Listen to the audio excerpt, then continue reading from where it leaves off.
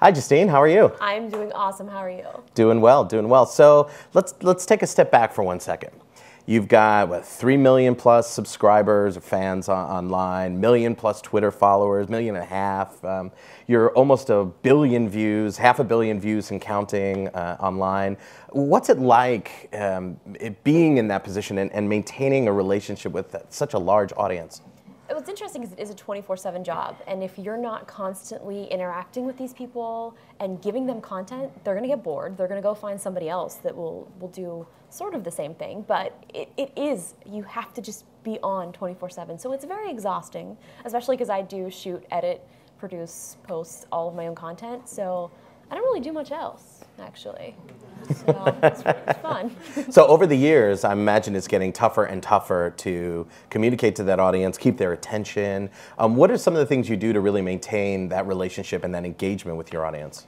I mean, I love social networking. I love new apps. So I spend a lot of my time trying to find new apps. For example, I mean, I was like the 103rd person to join Instagram. I was super early on Twitter. So I just like to find these things, and if I think it's going to be cool, I try to cultivate an audience there and get people to move to it, because people get bored. I get bored easily, so I know that these kids are going to move on to something else. I mean, now it's Snapchat, so if you're not on Snapchat, sending them pictures and drawing things from the airplane window, they're going to be like, well, over Justine, she didn't post anything today. So it's like, you guys just chill out. All right. All right. Well, let's take you back for a moment. So in 2007, your first big video that you did was your 300-page iPhone bill, right? Then in 2009, you appeared as a guest in Law & Order SVU Season 11, Episode 7, called Users, in which you were the internet phenomenon, I believe, that was killed. So what was better for your career, the massive bill or being killed? Okay, so both of them were really good for different reasons. First of all, the bill validated to me that doing the internet thing, I was like, okay, this is really cool. So for those of you who may not have seen it, or maybe you did, 2007, when the first iPhone came out, I got the iPhone and I texted a lot, over 50,000 text messages a month. Some of those were because of Twitter, because back then Twitter used text messages. Yeah. So they ended up itemizing all of these text messages in one bill, so it came in a box. I flipped through all the pages, and I guess that was good enough for a viral video at the time. That thing blew up. It did. It was all over the place. And then still doing that, I was also live streaming my life for 6 months straight on IJustine TV, if any of you guys remember that. Also kind of crazy and weird. But at the time, I was like, this is fun, this is cool. Now looking back, I would never do it again. But it was really one of those ways that you can truly engage with an audience. I mean, they were calling my mom if I wasn't awake by 9 a.m. Like, I think she might be dead. She's like, no, she's sleeping. We can tell if she's breathing. But doing both of those things validated for different audiences.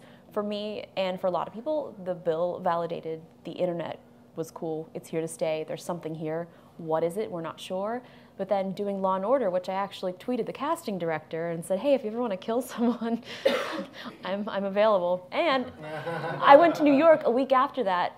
He gave me a script and was like, here you go. We'll see you in a couple of weeks. So that validated everything for the sort of the Hollywood audience, that you could translate this internet person into doing something on TV. And I was able to film all the behind-the-scenes stuff for my audience, so they got to see the making of a Law & Order episode, and then they got to see me die a couple weeks later. It was a great episode. It was really fun. Yeah. One of the better ones.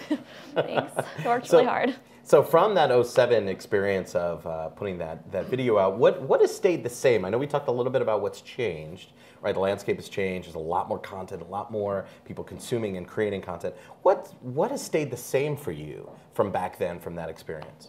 I think for me and for everyone else, is the center focus is entertainment and fun. And I think if I'm not having fun creating content, you're going to be able to tell. And a lot of these kids now are starting to join YouTube just to make money first and not have fun first. Whereas I did this, I was just posting stuff on the internet. I mean, I made my first website in 6th grade, so I've always been super into the internet and technology, so it was truly something I love. And now I'm able to do this as a full-time job. That came second.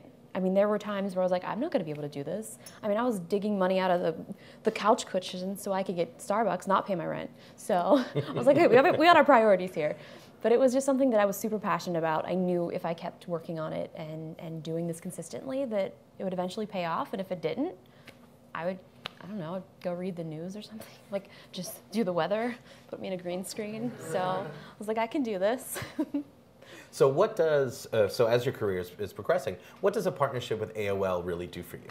So AOL has been awesome. I've enjoyed working with everyone there and the whole crew that does Hardwired. I mean, it's a team effort, from shooting to finding the locations and places to do these segments. It's a huge project. But what AOL delivers for me personally is my audience on YouTube is very young. And so being able to go to AOL, it definitely does help age that up, but it also brings over the young audience over to AOL. So it's kind of both. It works really well together because, especially with YouTube, a lot of times it is a lot of kids, whereas AOL is a whole nother audience, and so being able to merge those two together has been really cool to see happen. So you touched upon something that's kind of interesting to me, and I feel like we don't talk enough about this. We kind of look at YouTube and say it's a younger audience, right? As that audience is aging up, some of those people now are 7 years older, right, than when they first got on YouTube. How is that changing the creation and the consumption of content on there? Well, a lot of these kids have jobs now, so they have not as much free time. So it's interesting that you have to reach them also in different ways. Most of them might be, since they're at their jobs, they might not be able to check YouTube, so you might want to need to reach them using like a mailing letter or like a mailing list, because most of them will be in their email all day because they're at work. And it is interesting to see them age up. And it's hard because my content sort of still stays in that same kind of age range, because I've always tried to keep it clean, keep it very like family friendly. So trying to age that up and not go the route of like Miley Cyrus, it's like how's that middle ground? So it's been very difficult because there's so much content, especially on YouTube, that is not family friendly. I'm like, I can't believe some of my friends are posting some of these things. Like, I'm really uncomfortable watching this. So it's hard to find that middle ground of trying to entertain everyone and not make anyone too angry. Right. So do you feel you have to move up with your audience, or that you are always going to try to hit a certain age group, and as their interests and their needs change, you're going to change with them? Well, I think what's been great about doing the AOL show is it will appeal to a younger audience as well. It's more tech, it's more obviously more polished, it's more professional, whereas it's not just me in a room or dancing in an Apple store doing something crazy. So it's able to take those two things and show these kids that yes, this is a professional piece of content, but you're going to learn something and it's going to be really fun too. Got it. What do you think really attracts an advertiser to your show, right? Whether on AOL or just working with you in general, what's really, for the advertisers, what's really core for them? I love things. Like, I love so many different things. So a lot of times people will be like, are you sponsored? I'm like, no, I just really love said product, and I post Instagrams about it. And what's cool about that is finding people that like the things that you're trying to advertise and target them, and then say, okay, we have a message that we want to relay. So for example, if it's, I don't know, this specific type of shampoo, I might really love it, but they might have another message that they want to find and sort of get you, since you naturally love this product already, finding a way to get that message across. And it's always so organic and so natural. And so I love working with different brands that it's something that I would do already, but just push it a little bit further and craft the message the way they'd want. Right, got it. So what's on the horizon for you? What's something that you really want to do that you haven't done yet? Well, it's actually launching today, and I'm really excited. I'm a huge Pizza Hut fan, so we just launched an IJustine pizza, and so the video is going to be coming out later today, where people can order an IJustine pizza that I went to the Pizza Hut headquarters, and we created a pizza that people can order. So, kind of like a dream come true. Like, I lost my mind. So that's awesome. I don't know. I can't think of what's in the future. That's it. Pizza. I'm just really pumped up. Pizza's so we need a to great top. thing. We need to top that. Yeah, with more toppings, I would say. More toppings. A lot of toppings. Great. Well, Justine, thank you so much. Thank you. Yay.